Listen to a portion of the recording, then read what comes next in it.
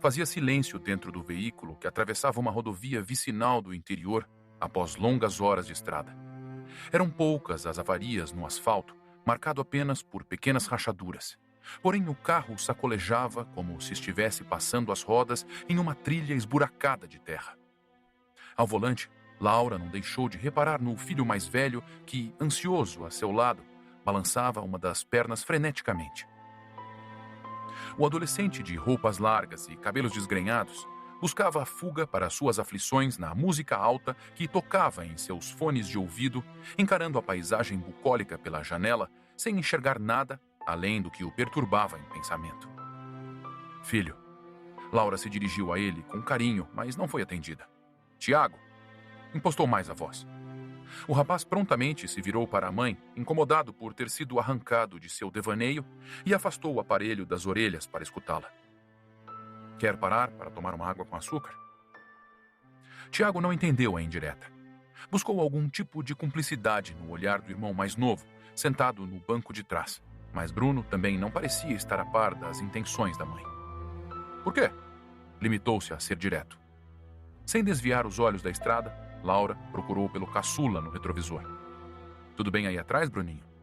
O carro tá tremendo, respondeu. Bastou ela sorrir para o filho mais velho entender que era de sua perna inquieta que estava comentando. A contragosto, Tiago parou de sacudi-la e não deu margem a novas conversas, voltando a encarar a janela, nitidamente apreensivo com a viagem. O jovem nem sempre foi de poucas palavras. No entanto, desde a última vez que percorreram aquela mesma estrada, quase uma década atrás, seu comportamento arredio soterrara qualquer resquício de talento social. Gostaria de afastar as divagações sobre um passado confuso cuja lembrança o torturava, mas via-se indo em direção ao epicentro da tormenta.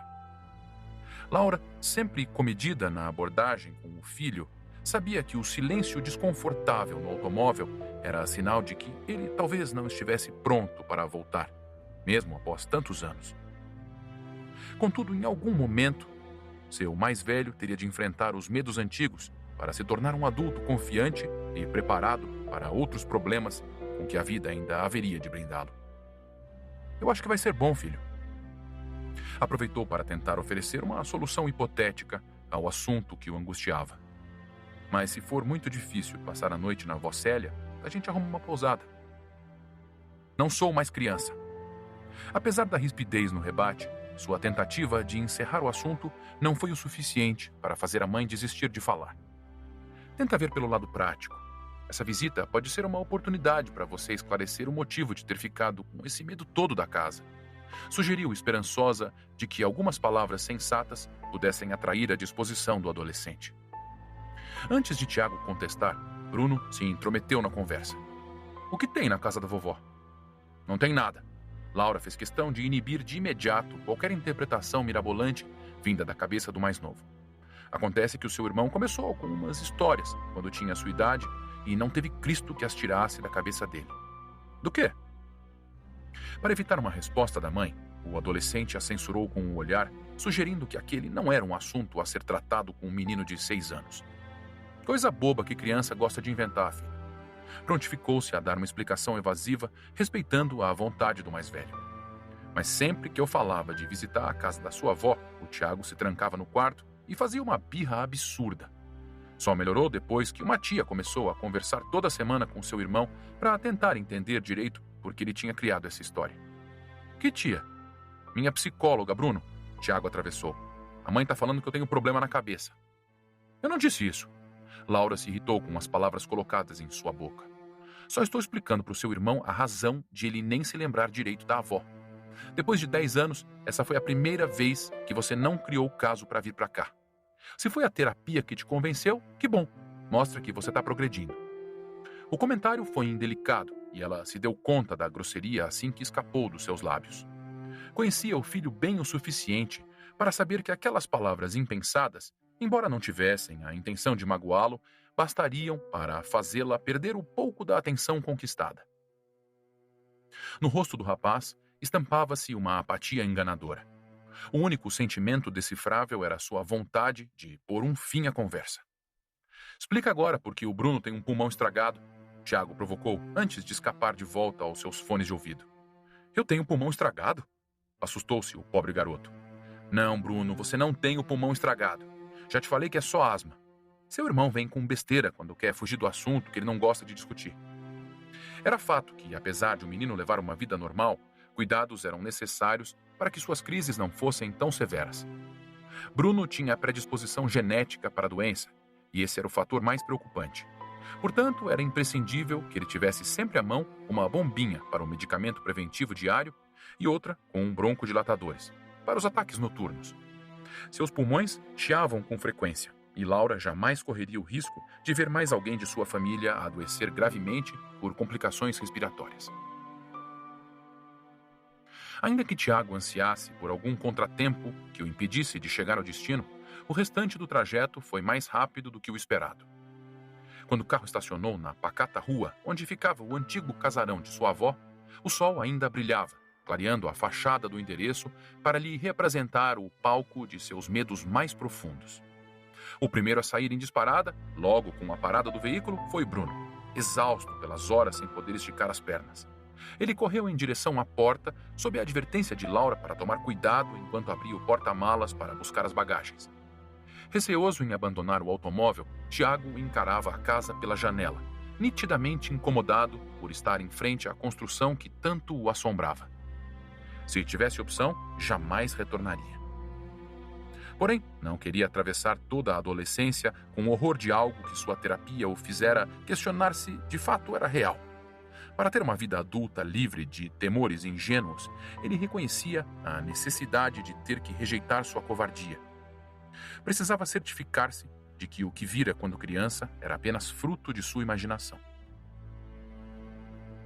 Sem pressa, o jovem alcançou a maçaneta e pôs-se de pé ao lado do carro, repudiando a nostalgia desagradável que a imponente casa dos pesadelos lhe trazia ao relembrar a última vez entre suas paredes.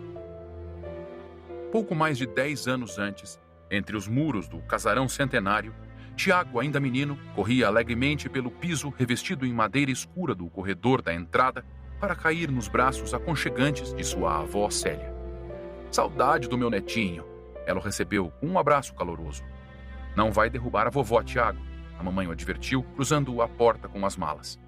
Célia passara dos 65 anos e as complicações da idade vieram cedo, obrigando-a a andar sempre acompanhada de uma bengala, já de ponteira, desgastada pelo longo tempo de uso. Deixa, Laura, vai guardar as sacolas lá em cima. Dispensou a filha para poder aproveitar um momento com o neto, observando-o com a alegria de uma avó amorosa. Olha só como está o menino moço. Eu tenho 6. Mostrou-lhe a idade com os dedos, vaidoso por saber contar. 6? Ah, não pode, ela brincou. Tudo isso já? O garoto acenou positivamente com a cabeça, orgulhoso dos vastos anos de experiência de vida que carregava sobre as pequenas pernas. Então não pode mais dormir com a mamãe. Ou vai querer que a vovó monte o seu berço de bebê. Ele cerrou as sobrancelhas em um aborrecimento infantil encantador, fazendo Célia abrir um novo sorriso. Corre lá pra cima que eu deixei arrumado um quarto todinho só pra você. Não foi preciso repetir. Tiago correu para o outro andar, fazendo ranger a madeira da escada velha com suas pisadas, e foi em direção a uma porta no lado oposto aos degraus do largo corredor onde ficavam os dormitórios. Tentou abri-la, mas parecia estar trancada. Filho, Laura o chamou, apontando com a cabeça para o cômodo certo. Aqui.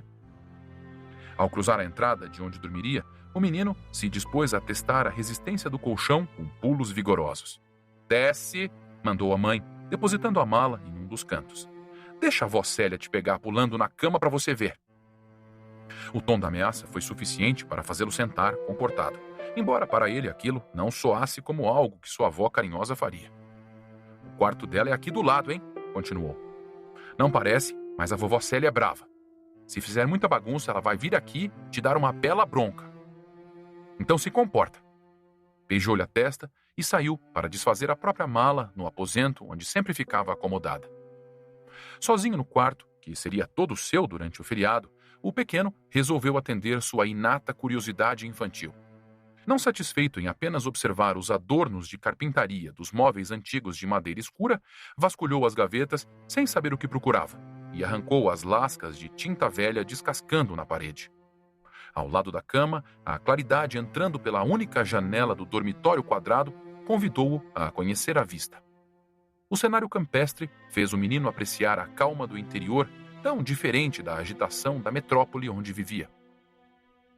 Para receber o ar que balançava suavemente as árvores no terreno vizinho, Tiago resolveu abrir a vidraça. Usou toda a sua força para erguer a guilhotina, mas ela parecia colada. Determinado, o garoto pôs as duas mãos para tentar separá-la da guarnição com mais alento. Estava concentrado em sua meta impossível quando viu, pelo reflexo do vidro, a avó chegar sob a ombreira da porta. Influenciado pelo alerta da mãe sobre o possível castigo, ele se afastou de imediato para não ser pego fazendo arte. "Essa janela está travada", Célia informou com um sorriso. "Você não vai conseguir que entre vento por aí, mas pelo menos terá uma boa vista de tudo." Percebendo a apreensão do neto, ela entrou no aposento devagar com sua bengala e sentou-se no leito, convidando-o a fazer o mesmo. "Vem aqui para eu olhar para você." Bateu gentilmente no colchão e o menino se achegou ao seu lado.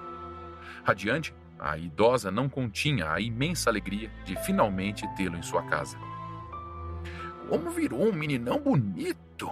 Está lembrando do seu avô." Bagunçou-lhe os cabelos num carinho e sussurrou, como se confidenciasse um segredo. "Não vai acreditar no que a sua mãe fala da vovó, hein? Aqui você pode fazer de tudo. Não tem coisa melhor do que uma criança deixando esta casa velha de cabeça para baixo." O receio de Tiago foi amenizado quando ouviu que não era ela quem, de fato, não tolerava diabruras. "Corre lá para a cozinha, que eu assei um bolo bem gostoso para quando vocês chegassem." Célia se apoiou na bengala para erguer o corpo cansado e acompanhou o neto até o andar de baixo, mas o menino esfomeado já alcançava a escada. O garoto se apressou nos degraus, cruzando o corredor térreo em frente à porta do casarão para saborear com gosto a receita da avó. Após muito relutar, o adolescente Tiago resolveu cruzar o umbral que há tantos anos fora deixado para trás. Ao colocar os pés no assoalho do corredor de entrada, com a mochila pendurada no ombro, viu a avó parada no caminho, abraçando Bruno de forma calorosa. Parecia estar assistindo, em terceira pessoa, ao próprio passado sendo representado pelo irmão. Quando Célia reparou no neto estacado à porta, paralisado pelo desconforto de estar mais uma vez entre aquelas paredes, deixou o menino e caminhou em sua direção a passos vagarosos com a inseparável bengala de ponteira gasta. "Tiago!" Ela abriu um largo sorriso. "Olha só para você!" A idosa recebeu o jovem com imensa alegria. Ela o envolveu afetuosamente nos braços, mas o rapaz continuou inerte, apenas reparando nas novas rugas riscadas em seu rosto ao longo do tempo e na falta de tinta revelando o branco nas raízes dos cabelos presos. Mesmo que nas lembranças remotas ele não guardasse a impressão de a avó ser uma escrava da vaidade, a década que passou não pareceu ter sido caridosa com sua aparência. "Não dá nem para acreditar que você era do tamanho do Bruninho da última vez que me visitou." Desarrumou-lhe a cabeleira com a mão, como fazia na infância. "Fico contente que tenha finalmente resolvido voltar, meu amor." Apesar das palavras de boas-vindas, a expressão de Tiago permaneceu inalterada. Ele ainda não sabia como agir na casa e pouco lhe importavam os chamegos. "Leva suas coisas lá para cima, vai. É no mesmo quarto que você ficou da outra vez." A avó indicou-lhe as escadas e voltou-se à cozinha. "Depois vem comer um bolo quentinho." Com uma postura muito distinta da que tivera em sua antiga visita ao casarão, o rapaz não mostrava empolgação alguma para chegar ao piso de cima. Preferiria dar meia volta, entrar no carro e partir para a estrada, mesmo sem habilitação para pegar o volante. Só não o fez porque determinara para si que seus medos seriam confrontados. Na esperança de cumprir essa promessa, restou-lhe se revestir de toda a coragem e subir os degraus. No segundo andar, a primeira coisa que seus olhos buscaram foi a emblemática porta fechada do outro lado do corredor. Sem conseguir desviar sua atenção do misterioso dormitório, ele caminhou apreensivo até o cômodo onde ficaria hospedado. Ao cruzar a soleira do aposento já conhecido, a disposição dos móveis o fez mergulhar no passado. O guarda-roupa de madeira escura no canto, cobrindo falhas na tinta da parede, e o leito no centro, recebendo a tímida claridade do crepúsculo, permaneciam nos mesmos locais de que se lembrava. Antes de afundar no mar revolto de suas memórias, Tiago buscou algo para não se afogar em suas águas tormentosas. Os dedos tatearam a fechadura em busca de uma chave, mas o encontro lhes foi negado. Não havia como trancar a porta. Descontente, ele largou a mala no piso taqueado e se jogou na cama. Seu olhar fixo no teto não expressava o tédio tão comum aos adolescentes obrigados a passar um fim de semana na casa dos avós. Suas vistas estavam atentas e em alerta, rememorando algo incompreensível em busca de resposta. Acompanhando a recordação que o assombrava, virou-se para a vidraça fechada a seu lado e encarou, através do reflexo, o vão aberto da porta do quarto. O espaço vazio na entrada o ameaçava com a lembrança do que vira ali, em certas madrugadas, quando menino. Um tenebroso ruído cadenciado de madeira batendo no assoalho ecoava na mente de Tiago, distanciando-o da realidade tal qual um som hipnótico de regressão. Como se tivesse retornado à primeira noite que passara naquela residência durante a infância, seus olhos enxergavam agora apenas a escuridão. Na penumbra do corredor, observada como um reflexo daquela janela 10 anos no passado, uma estranha figura ganhava forma nas trevas conforme o rumor se aproximava do aposento.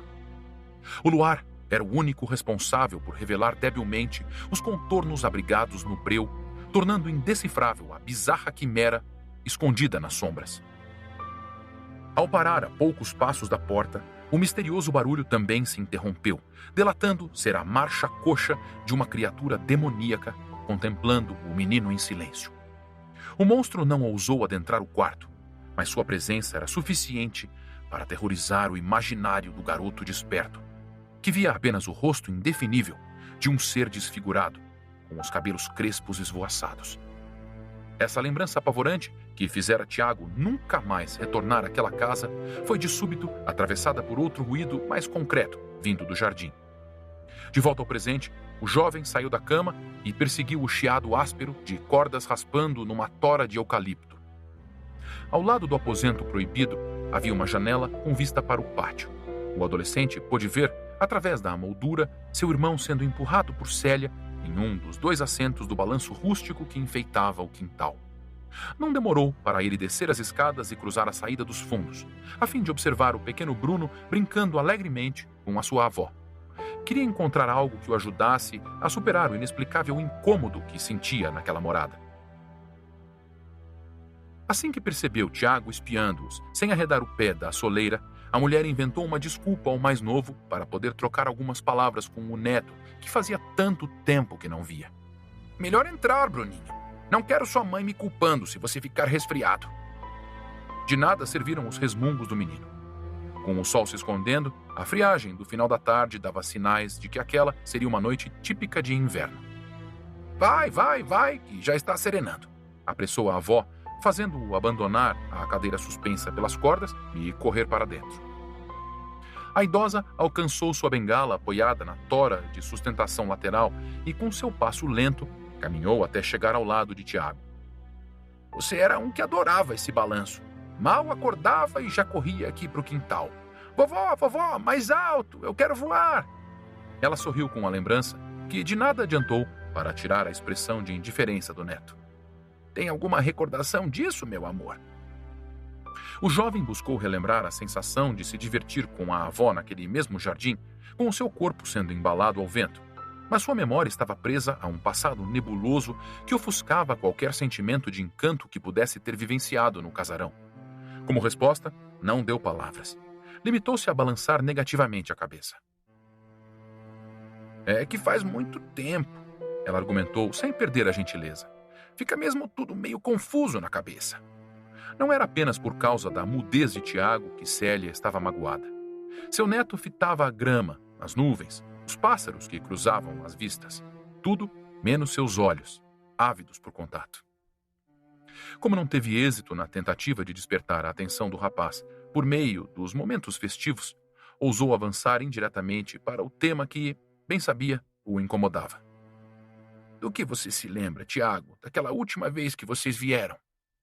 A questão fez a fisionomia do adolescente ganhar novos contornos.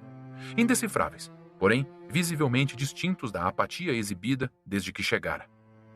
Ele procurou uma lembrança asilada no canto mais escondido da mente e a trouxe de volta para poder responder num tom acusador. Do quarto. Virou-se para ela, encarando-a pela primeira vez, como se a recriminasse. Do quarto? Sally estranhou. Ela parecia não ter ideia do que seu neto queria dizer. Foi sua vez de ficar em silêncio, vasculhando, na memória frágil de anciã, os motivos para aquela resposta atravessada. Quando reparou em Tiago mais uma vez, se esquivando dos seus olhos, tornando a colocá-los no invisível do horizonte, enfim compreendeu a que ele se referia com tanta amargura. Mas, meu amor, aquilo foi uma coisa tão boba. Adocicou a voz no anseio de que suas justificativas acalmassem o ânimo do jovem. Se for te ajudar a superar qualquer mal-estar que tenha ficado entre a gente, eu peço desculpa. Cruzou as mãos no peito, implorando perdão. Não quero ficar aqui plantando lembranças na sua cabeça, mas saiba que você se divertia aqui, e não era pouco. Você sentava ali, no mesmo lugar em que o Bruninho estava, e a gente conversava a tarde toda enquanto eu te empurrava até os meus braços pedirem para parar. Tiago aparentou boa vontade ao deitar os olhos mais uma vez sobre o balanço de corda, a fim de abandonar o desconforto enigmático que o tomava por inteiro quando estava na casa. A avó, percebendo que ele abria timidamente a guarda, aproximou-se mais um pouco, como se tentasse acariciar um animal selvagem distraído, e apelou ao saudosismo de uma época em que foram muito próximos. Você gostava de conversar com a vovó, Tiago, e eu também adorava conversar com o meu netinho. Arriscou desarrumar-lhe os cabelos, como fazia na infância, mas o jovem se afastou com brusquidão, repudiando a carícia. Diante da reação nada amistosa do neto, Célia voltou a esconder-se por trás de um sorriso compreensivo, fingindo não haver nada de errado. Vou procurar sua mãe para me ajudar com um jantar, desconversou indo em direção à porta. Apático, o rapaz nada fez para aliviar o desânimo da mulher em busca de reconciliação. Apenas a observou caminhar, cabisbaixa, para o interior da residência. Tiago! Ela se fez ouvir uma última vez antes de entrar. De coração, meu amor, não procure as lembranças que te incomodam só para ficar remoendo sentimentos ruins. Busque ao menos a recordação das coisas boas que esta casa deixou em você. Passada a mensagem, a porta do fundo bateu por trás das costas da idosa e o adolescente voltou ao seu tão estimado mundo solitário. Sozinho, ele pôde contemplar com mais calma o jardim, desejando encontrar algo que o fizesse recordar algum momento de euforia. Contudo, o ocorrido naquela remota madrugada maldita parecia ter soterrado por completo qualquer resquício de ternura que pudesse sentir por aquele local. Com o cair da noite, o aroma de uma ceia farta e bem preparada juntou todos à mesa de jantar. Ainda era cedo para a principal refeição noturna, mas Bruno parecia não se incomodar com o horário. Mesmo sem fome, ele engolia com vontade tudo o que era colocado em seu prato. Sua avó vai achar que eu não te dou comida, brincou Laura, feliz de ver seu menino se alimentando mais que de costume. Célia estava contente por seus dotes culinários agradarem o neto mais novo. Mas ao reparar em Tiago, à ponta oposta da mesa, mexendo na comida, como se estivesse entediado, perdeu a alegria. Laura, ela fechou o rosto, indicando que o assunto não seria agradável. Tive uma conversa interessante com o Tiago hoje à tarde. Ah, é? Reconheceu no tom da voz de sua mãe a vontade de desabafar. E eu posso saber, ou é melhor nem perguntar? Descobri que ele se lembra muito bem do motivo de não querer ter vindo mais visitar a avó. Curiosa, Laura encarou o filho, buscando em sua fisionomia algum vestígio de incômodo pelo que estava prestes a ser revelado. Mas, como sempre, o adolescente se mostrava impassível, preferindo continuar fincando os vegetais no prato do que se importar com as críticas que surgiriam por parte da idosa contrariada. É por causa da bronca que eu dei na frente do quarto do seu pai quando ele era menino, disparou a avó, largando os talheres. Pelo menos disso ele me deixou claro que não se esqueceu. Não, mãe. Já levei muita bronca da senhora para saber que não foi isso. Não vejo outra razão para o seu filho ter ficado tão arredio. O jovem permaneceu indiferente mesmo após a acusação. No entanto, Laura não queria deixar a mãe remoendo aquela culpa. O Tiago era muito novo e ficou impressionado com o tamanho da casa quando foi dormir no quarto sozinho. Esclareceu com a intenção de lhe restaurar o ânimo. Foi por isso que ele não quis mais voltar, mãe. O Tiago achou que viu algum tipo de assombração de madrugada e acabou ficando com medo. Foi só isso. Assombração? Célia não podia acreditar no que escutava. Mas que absurdo! Quem ficou mais interessado na história foi Bruno, que largou os restos de comida no prato para se intrometer na conversa. Tem fantasma na casa da vovó? Pergunta para o seu irmão, sugeriu Laura, jogando a responsabilidade sobre os ombros do filho mais velho enquanto terminava de comer. Ansioso pela resposta, o caçula chegou a arregalar os olhos, mas foi logo desiludido. Não quero falar, Tiago sentenciou. Por favor, me conta. Aposto que era um fantasma que flutuava arrastando as correntes pelo chão. Abusou da imaginação, pintando aparições caricatas vistas em desenhos animados. Sob o olhar de menosprezo do adolescente, o pequeno ergueu os braços e fez uma careta, emitindo murmúrios em uma representação pitoresca de um espectro nada assustador que causaria risos até em uma criança de colo.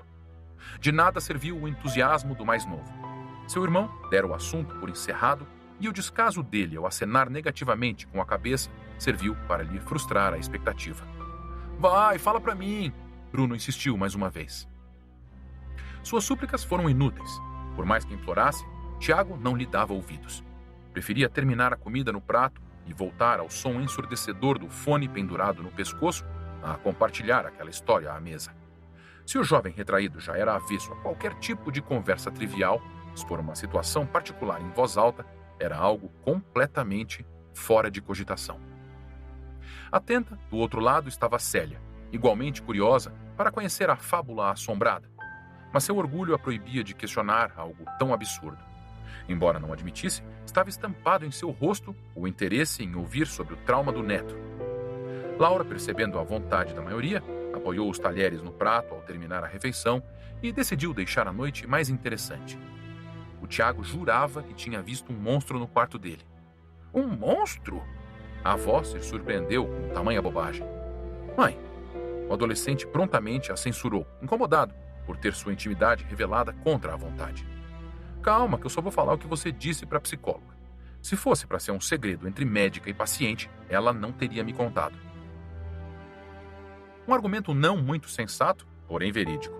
A regra da confidencialidade era aplicada na medida do possível, mas para as ações de combate à ansiedade de seu filho, um diálogo aberto entre a psicóloga e Laura precisava ser estabelecido, inclusive para orientá-la sobre como proceder quando ele estivesse apresentando recaídas.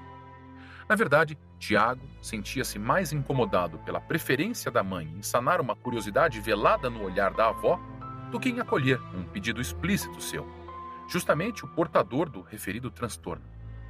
Sem muito a fazer para persuadi-la a não divulgar o que sabia, analisou a afobação do mais novo sentado ao lado, ávido pelos detalhes de uma boa história de terror, e voltou a comer, não sem antes deixar de dar seu aviso. Você vai ter que trocar o lençol cheio de mijo do Bruninho amanhã. Eu não faço xixi na cama, revoltou-se o menino. Conta, mãe! Apesar do aparente consentimento de Tiago, a mulher estava ciente de que as consequências de contrariá-lo poderiam surgir posteriormente em forma de desprezo, dificultando ainda mais o seu acesso ao adolescente. Fazia anos que ela buscava entrar em sintonia com seu gênio difícil, respeitando os seus momentos de reclusão e jamais expondo-o a situações desconfortáveis.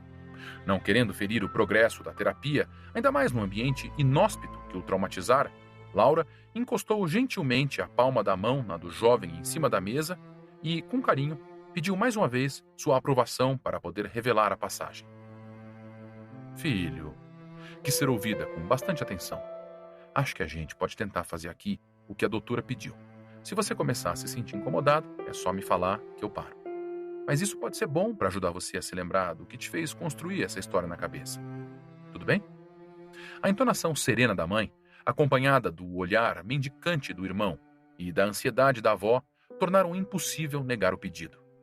Ele não deu consentimento em palavras. Simplesmente a deixou que fizesse conforme sua consciência permitisse, enquanto terminava a refeição para se ver longe da mesa o quanto antes. Então, Laura deu início à narrativa de maneira sóbria. Da última vez que a gente veio para cá, quando o Tiago tinha mais ou menos a sua idade, Bruno, ele não parava um segundo. Era que nem você, correndo para todo lado, fazendo bagunça. Estava super contente de ter vindo para casa da vovó. Ele era uma criança feliz, não era, mãe? Muito! Confirmou a idosa com a esperança de um dia seu neto voltar a ser o mesmo. Só que depois da primeira noite, ele começou a reclamar que estava com medo de dormir, porque havia encasquetado que tinha assombração na casa. Cansei de falar que era pesadelo, aquele tipo de coisa não existia, mas não serviu de nada. Acordei um dia e seu irmão tinha sumido. Não estava no quarto, nem no quintal. Fui encontrar o Tiago quase na estrada já, no meio da rua, descalço e de pijama, tentando ir para casa sozinho. E ele chorava, mas chorava tanto que chegava a soluçar. O aperto em sua garganta com a imagem desesperadora do menino aos prantos copiosos a fez interromper o relato por um breve momento. Lembro até hoje do abraço que ele me deu depois que eu disse que a gente ia embora. Isso foi um dia depois da bronca. Célia fez questão de apontar a moada. Não foi a bronca, mãe. Laura voltou a contestar sua teoria. Eu vi nos olhos do Tiago que ele estava aterrorizado com alguma coisa. O que quer que tenha acontecido de madrugada mexeu com a cabeça dele. E mexeu tanto que ele não conseguia nem me falar direito o que era. Antes de adentrar no terreno do sobrenatural, a mãe encarou seu filho mais velho uma última vez, buscando eliminar a incerteza de que poderia mesmo revelar um segredo nunca antes comentado fora das paredes do consultório. No entanto, interpretá-lo era como procurar palavras numa folha em branco. Tiago escondia suas emoções com a maestria de um criminoso desumano ocultando um delito. Não gostava de ser analisado por ninguém e permanecia sempre distante de todos que buscassem entendê-lo. Sem reconhecer no rosto do jovem qualquer respaldo emocional negativo, a mulher sentiu que poderia ir adiante. Olhou para o mais novo e aproveitou para dar contornos de suspense à fábula prestes a se tornar assustadora. Seu irmão jurava de pés juntos que uma assombração caminhava por estes corredores de madrugada. Ele ouvia um barulho estranho de alguma coisa batendo no assoalho. Toque, toque, toque. Imitou o ruído com o punho fechado, acertando a mesa para dar mais dramaticidade. O Tiago dizia que esse era o som das passadas do monstro se aproximando, chegando cada vez mais perto da sua cama. Bruno, arrebatado pelo atributo de trovadora do inferno de que sua mãe se cobrira, nem piscava, imaginando a situação como se a estivesse vivenciando. Também atenta se encontrava Célia, bastante incomodada, observando a filha apresentar a história com teatralidade exagerada. Quando Tiago me contou esse pesadelo pela primeira vez, Laura continuou, como um bardo diabólico. Falou que só tinha enxergado a tal criatura pelo reflexo da janela ao lado da cama, que ela ficava parada fora do quarto, vendo ele dormir sem cruzar a soleira. Mas a psicóloga conseguiu arrancar outra versão. E nessa, ele deu a entender que teve uma noite em que a assombração resolveu sim entrar. Com a chegada do clímax, o coração do caçula chegou a palpitar. Impressionado pela própria imaginação, estava em dúvida se queria continuar a ouvir o caos de horror ou se deveria preparar as mãos para tapar os ouvidos com a revelação da figura tétrica na iminência de ser exposta. O que seu irmão acha que viu aqui de noite, Bruno, era tão assustador, tão monstruoso, que mesmo sem eu acreditar no que ele descreveu, fiquei apavorada só de imaginar a criatura. Ela tinha cabelos crespos esvoaçantes e uma das pernas parecia feita de madeira. Os olhos fundos que o encaravam como se velassem seu sono ficavam cavados num rosto completamente enrugado. No lugar dos dedos da mão, o que havia eram dentes amarelados que queriam mordê-lo. E a boca, toda desdentada, se escancarava querendo devorá-lo enquanto ele dormia. "Chega, Laura!" interrompeu Célia ao perceber o mais novo ficando aterrorizado. "Você está assustando o menino com essa bobagem." Bruno se manteve mudo, sem confirmar nem negar a suposição da avó. O garoto, indeciso quanto a acreditar no conto tenebroso, buscou no irmão a confirmação daquela história. O olhar espantado do pequeno foi suficiente para Tiago entender sua vontade de ouvir dele se a criatura existia. Apenas com um aceno de cabeça, o jovem aconselhou ao caçula ignorar o que acabara de escutar. Nem mesmo ele sabia se de fato o monstro era real. Aceitara retornar àquela casa justamente para poder encontrar algum sentido para os pesadelos que o assombravam e, de alguma maneira, por fim ao mal-estar presente desde a infância. Foi isso, Bruno, concluiu Laura, obedecendo à ordem de sua mãe. Uma das poucas coisas em que eu e o seu pai discordávamos era o gosto para filmes. Ele deixava o seu irmão assistir a esses negócios de terror e você viu no que deu, né? Brincou, transferindo a responsabilidade e se levantou para tirar a mesa. O mais novo parecia em estado de choque, perdido na imagem grotesca formada em sua cabeça.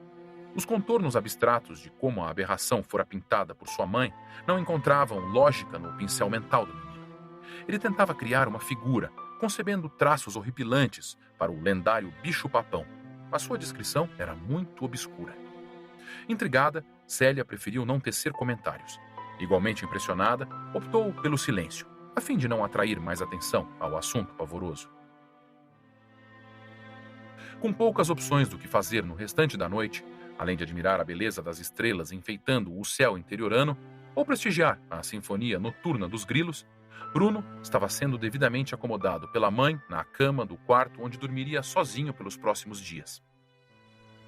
Ela fazia questão de cobri-lo bem para que a queda da temperatura na madrugada não se tornasse a vilã de sua asma crônica. Onde é que ele mora? É no armário? O menino questionava, sem conseguir tirar da cabeça a imagem medonha da criatura. Ou fica embaixo da cama? É debaixo da cama, mãe? Laura estava decidida a não responder indagações fantasiosas para não estimular ainda mais as chances de o pequeno ter pesadelos. A maior preocupação dela era com o excesso de pó na roupa de cama guardada, pois queria que o filho dormisse sem nada ameaçar sua delicada saúde pulmonar.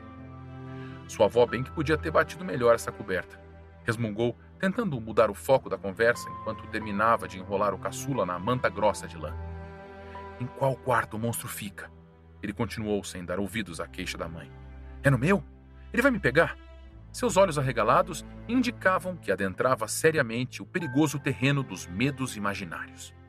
Ninguém vai te pegar, Bruno, afirmou com rispidez. A única coisa perigosa aqui é esse cheiro de mofo. Tá com a bombinha? Desviou a atenção do filho para um risco mais concreto. Por debaixo da coberta, os braços do menino se desprenderam da manta apertada para mostrar o medicamento em sua mão. Se tiver falta de ar, não esquece que ela vai ficar bem aqui, ó. Laura colocou o inalador sobre o criado mudo ao lado da cama. Qualquer coisa me chama. Boa noite, filho. A mãe deu um carinhoso beijo na testa do garoto, apagou a luz com o propósito de não permitir que ele demorasse para dormir e saiu do quarto, deixando a porta entreaberta para escutá-lo, caso tossisse muito durante a madrugada. Fora da casa, apoiado na parede ao lado da porta de entrada, Tiago fumava tranquilamente um cigarro, enchendo os pulmões de fumaça na tentativa de relaxar o corpo antes de enfrentar sua primeira noite de sono na morada assombrada. Nos ouvidos, o fone preenchia a cabeça com música alta, buscando ensurdecer qualquer pensamento nocivo à sua saúde mental, trabalhada na terapia durante anos. Apesar de estar beirando a fase adulta, ainda lhe respingavam os medos da infância. Com uma racionalidade maior, resultante do amadurecimento inerente aos anos de vida, sua visão do passado era constantemente questionada. No entanto, por mais que o avanço da idade se empenhasse em aplacar a fantasia, a memória poluída pelos relances da criatura noturna em seu quarto o impedia de negá-la por completo.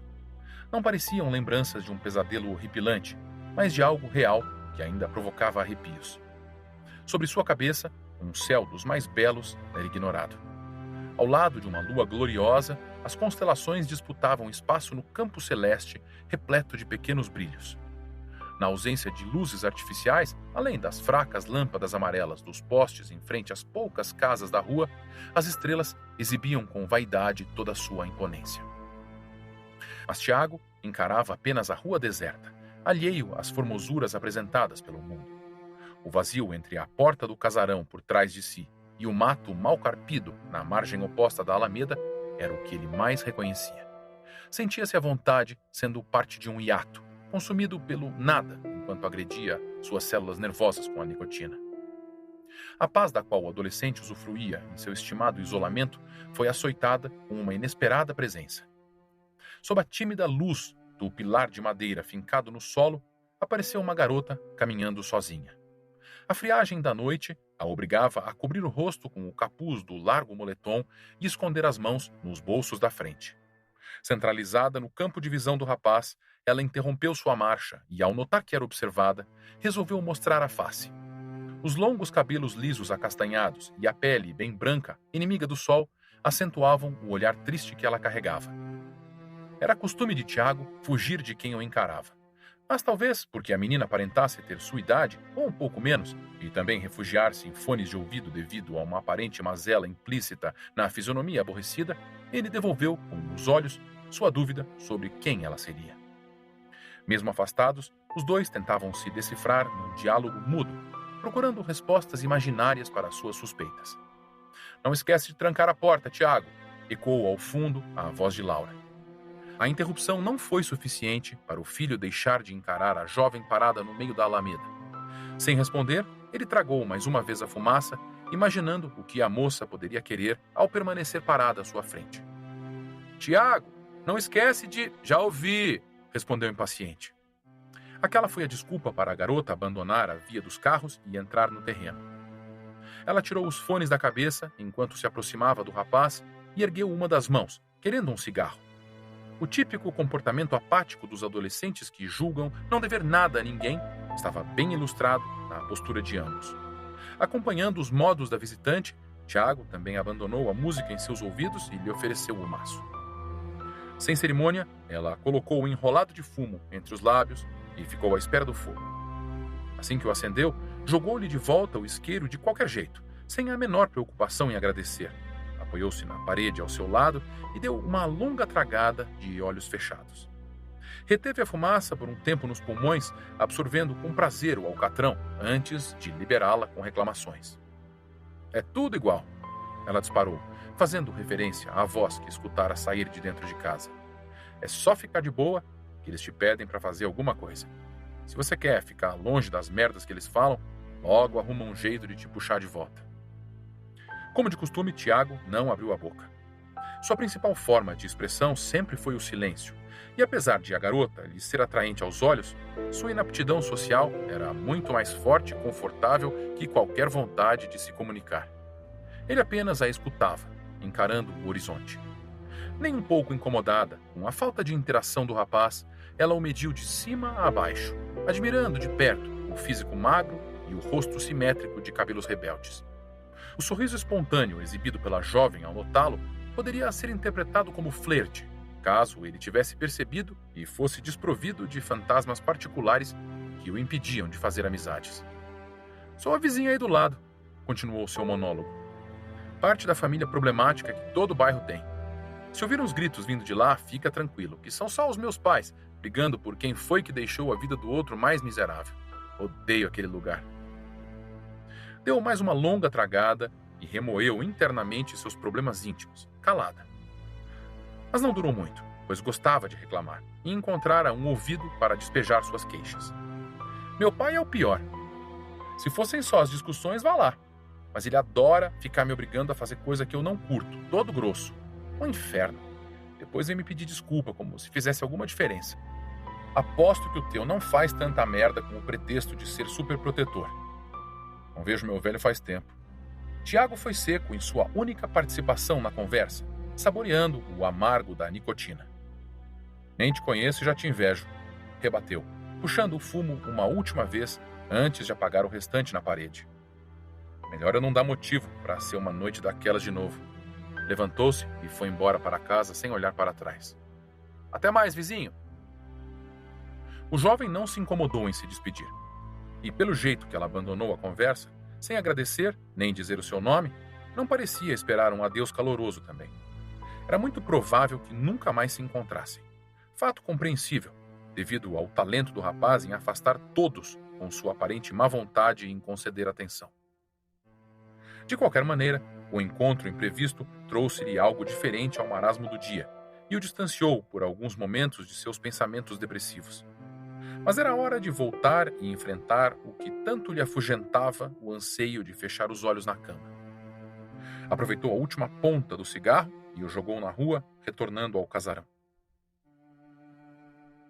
Seus passos na escada pareciam pesar mais a cada novo degrau conquistado. No andar de cima, tentou ignorar o misterioso cômodo impenetrável do outro lado do corredor, mas não resistiu a arrostá-lo após estar abrigado entre as paredes de seu quarto. Intimidado pelo próprio devaneio, Tiago fechou a porta e tornou a conferir os cantos na expectativa de encontrar a chave perdida pelo chão. Mesmo tendo decidido voltar a casa com a premissa de enfrentar os seus medos, não conseguiria fazê-lo logo na primeira noite. Na falta do objeto que poderia deixá-lo trancado em segurança até o sol expulsar o breu da madrugada, o adolescente averigou o aposento em busca de algo para tranquilizá-lo. Encontrou a solução no móvel mais próximo e o arrastou para a frente do batente. Com a entrada devidamente obstruída, estirou-se na cama para tentar cair no sono. Mas seus olhos, vidrados no teto, denunciavam a inquietação. Temendo, porventura, escutar os passos da temível criatura a perambular pela residência, colocou os fones de volta nos ouvidos e aumentou o volume até o máximo. Sem mais o que fazer, além de se permitir abraçar os pesadelos noturnos, apagou a lâmpada do quarto e foi cercado pela escuridão. Encoberto pelo impalpável manto negro daquela madrugada remota, ressoou pelos corredores do casarão silente o rangido áspero das dobradiças de uma porta sendo aberta nas trevas. Aos poucos, o ruído de algo lenhoso batendo cadenciadamente no assoalho de madeira agrediu a paz noturna. Deitado em sua cama, com os olhos esbugalhados de pavor, Tiago, ainda menino, não sabia o que pensar do estranho barulho ecoando do lado de fora do seu aposento. Para ele, parecia o passo de uma criatura perneta vinda dos abismos mais profundos do Tártaro para assombrá-lo. Temendo avistar o vulto desfigurado de um monstro, o pequeno deu as costas para a entrada do quarto. No entanto, suas vistas curiosas não conseguiam abandonar a imagem do vão aberto, refletida na vidraça ao lado da cama. A cada nova passada que retumbava no piso, atiçando a fantasmagoria mental de Tiago, seu coração parecia-lhe querer rasgar o tronco de tanto palpitar. No rosto alarmado, a lágrima do desespero quase caía ao perceber o trajeto do rumor indistinto apontando seu cômodo como destino. Hipnotizado pelo reflexo na janela, o garoto estava paralisado de medo, rogando em silêncio para a criatura passar de sua porta sem importuná-lo, à medida que o barulho das pisadas soava cada vez mais próximo.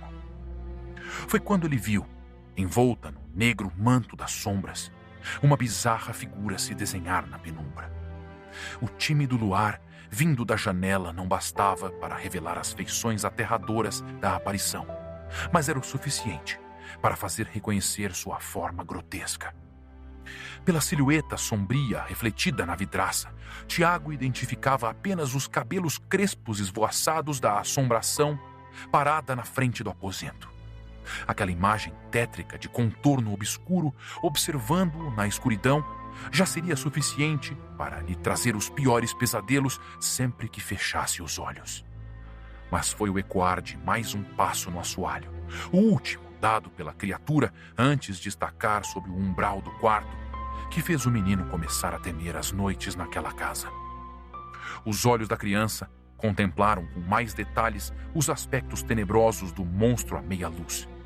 Em seu corpo volumoso, uma das pernas parecia ter sido amputada para dar lugar a um membro de madeira. Na cabeça enorme, de pele verdosa e enrugada, o rosto tinha a aparência de um cadáver inchado em putrefação, com as órbitas carcomidas pelos vermes que deixaram nada além do vazio das cavidades oculares fundas e negras. Mesmo que a medonha aberração se mantivesse hirta em sua vigília, apenas espiando sem adentrar o dormitório, Tiago não aguentou ficar enxergando o reflexo macabro daquele vulto hediondo cobiçando-o. Como se as cobertas tivessem o poder de protegê-lo do mal, a soleira pôs-se rapidamente debaixo delas e rezou, de dentro de seu intransponível forte imaginário, para que o fantasma retornasse ao lugar de onde viera. Ao notar o menino acordado, a criatura agiu conforme suas preces fervorosas e regressou à escuridão. Com o afastamento, o som das batidas da perna de madeira no chão do corredor também foi ficando mais distante, até cessar por completo, após um novo ranger áspero dos gonzos de uma porta indicar seu enclausuramento. O tormento acabara, mas demorou para Tiago tomar coragem e verificar se realmente a assombração havia recuado aos abismos do inferno. Descobriu a cabeça devagar, apenas o suficiente para poder espreitar a janela. Para acalmá-lo da agonia, nada além da entrada vazia do quarto compunha o reflexo na vidraça. Após notar a madrugada de volta ao seu caráter taciturno, sem barulhos obscuros ou monstros disformes para espantá-lo, o garoto se virou à entrada do aposento e encarou o breu da passagem aberta, receando ainda não estar sozinho.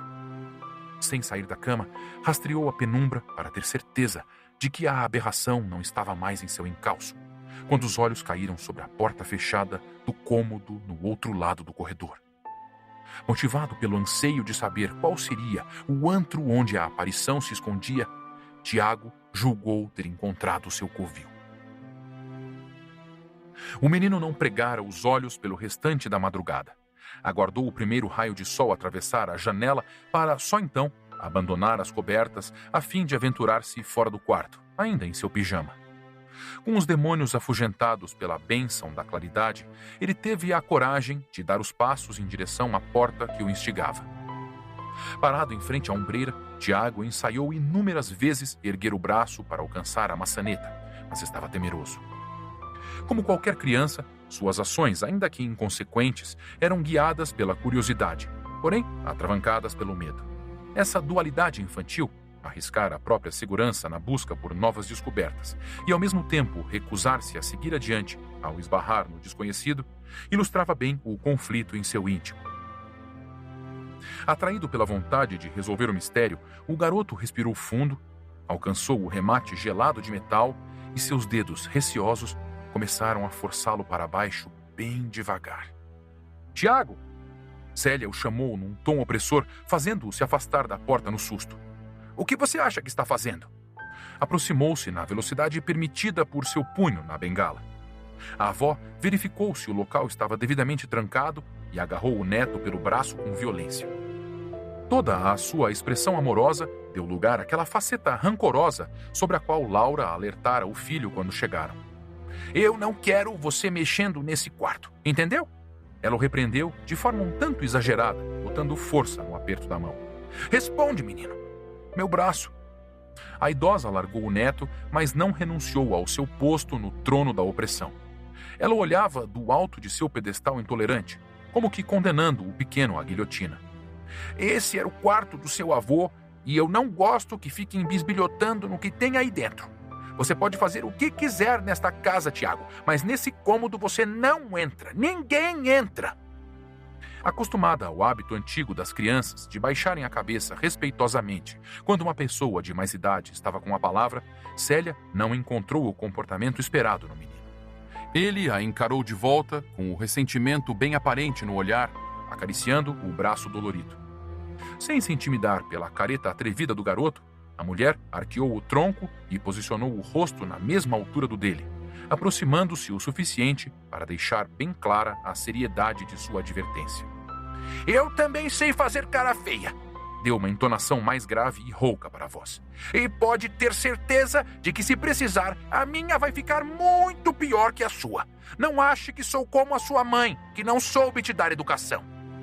As sobrancelhas franzidas no rosto enrugado, marcado por olheiras fundas de aborrecimento, derrotaram a resistência de Tiago. Ele viu que as consequências para sua desobediência poderiam ser piores do que um braço roxo se continuasse a enfrentar a postura autoritária da avó.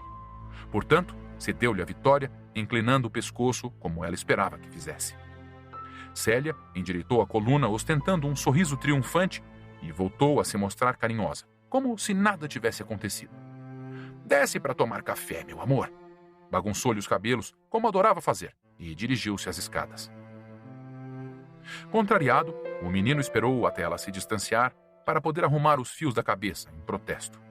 Apesar de magoado, menosprezar o afago da avó foi o ato culminante de sua revelia. A bronca de um adulto enraivecido costuma surtir efeito em crianças descobrindo seus limites, e com o Tiago não foi diferente. Após o sermão enfático, obedeceria à regra da casa de respeitar o território proibido, pois uma próxima reprimenda pela mesma violação com certeza não seria das mais delicadas. Restou-lhe encarar a porta, apreensivo, amargando a sensação de que a criatura da madrugada poderia estar asilada entre as paredes daquele quarto.